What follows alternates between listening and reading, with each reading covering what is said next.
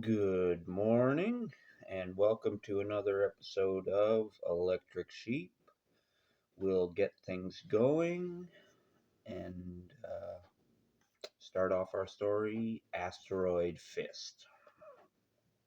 Asteroid Fist! The cold light of the distant sun cast long shadows across the barren plains of Moon Akara 9. Here on this forgotten rock deep in the asteroid belt, Gorgon 316, known in war legends as the Manglesizor, had found peace. His once pristine chassis was weathered now, the shimmering alloy dulled by decades of dust storms and silence. Yet beneath that battered shell remained a living weapon, a force forged in the fires of war and sealed with forbidden technologies. The piece was shattered when his ancient proximity sensors flared to life. Something massive approached. Scanning the heavens, his optics locked onto the oncoming doom. An asteroid the size of a small continent, hurtling toward Akara 9 at impossible speed. Impact meant annihilation, not just for the moon, but for the tiny colony of displaced villagers who called this place home.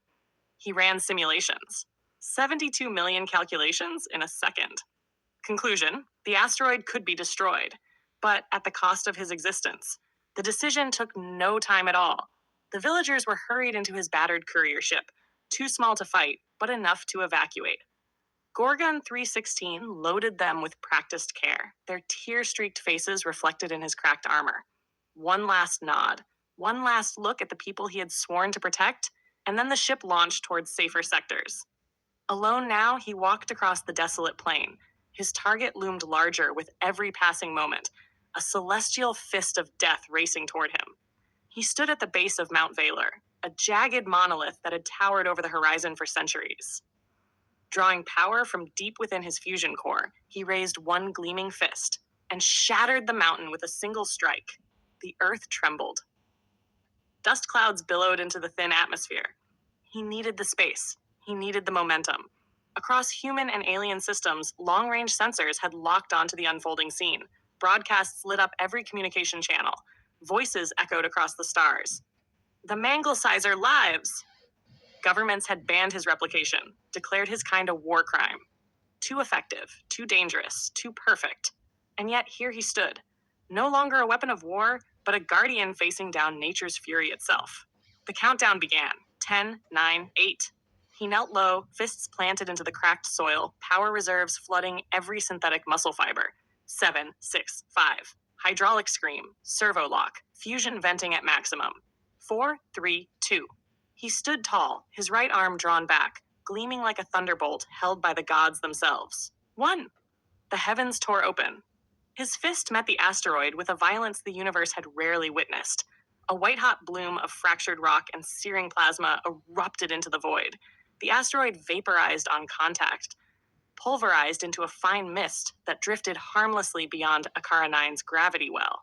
For a breathless moment, the universe went still. Then, through every network, every frequency, an image broadcasted. Gorgon 316 stood unmoved, his fist smoking, his silhouette a defiant monument against the shattered sky. The villagers, safe in orbit, wept with joy.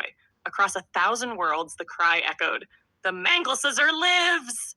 And in that quiet after the storm, with fractured armor and systems failing, Gorgon 316 turned his face to the stars. "Still standing," he said through broken speakers, a faint smile etched into his mechanical voice. And somewhere out there, the universe exhaled. Well, I liked that. I liked just about everything about it. I did notice some inconsistencies with the pronunciation because I think it said Manglesizer lives and then Minglesizer lives, but I still like it. And I thought it was interesting that when the mountain was smashed, the earth trembled.